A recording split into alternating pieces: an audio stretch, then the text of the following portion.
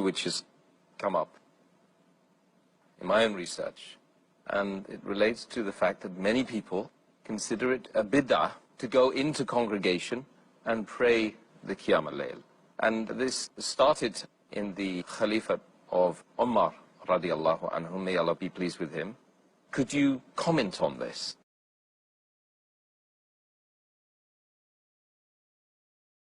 People have a misconception that Hazrat Umar, may Allah be pleased with him, he was the one who started this congregation Salah, Qiyamul Layl during Ramadan. It's a misconception. But in fact, it is he who revived the Sunnah of the Prophet.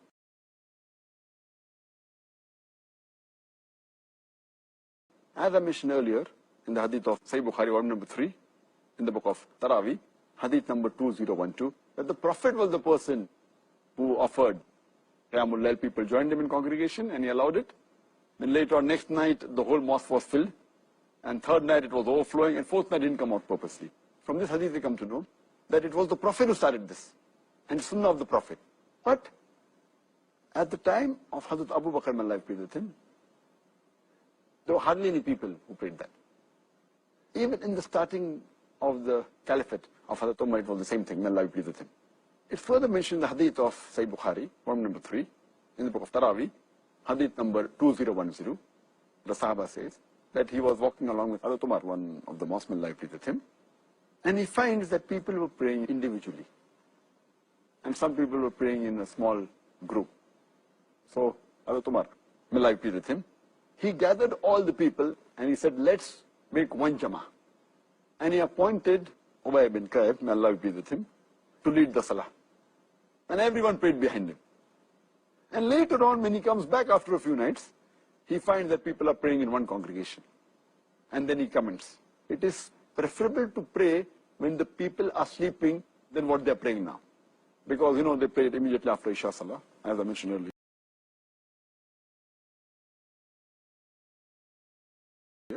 So praying the Qiyamul Layl in Ramadan, what people call as Taraweeh, it's preferable to pray the last 1/3 of night. But if you pray early also, it's no problem. Now coming back to the question, when he said that it's an excellent bid'ah, people misunderstand the statement and they say, oh, that means the bid'ah can be good.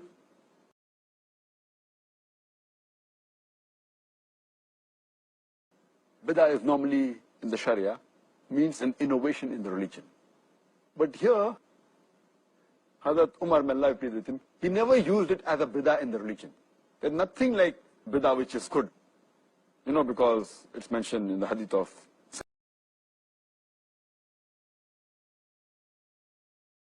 Sahih Muslim, volume number 1, hadith number 1885, that all innovations in the religion are wrong and they lead to error.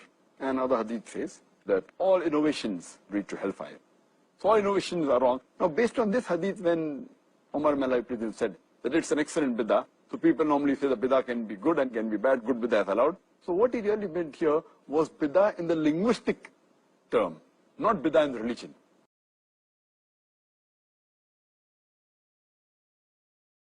Because in linguistic term, bid'ah means something which is new. So at that time, people did not pray in one congregation. So he reminded them of the Sunnah of the Prophet ﷺ. So it was going back to the Sunnah of the Prophet, but for that time it was bid'ah linguistically, it was something new.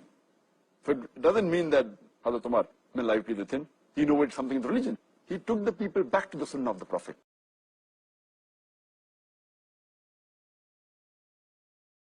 For example, if I go to a city where people are wearing the trousers below the ankle, and if I say that, you know, wearing above the ankle is the Sunnah of the Prophet.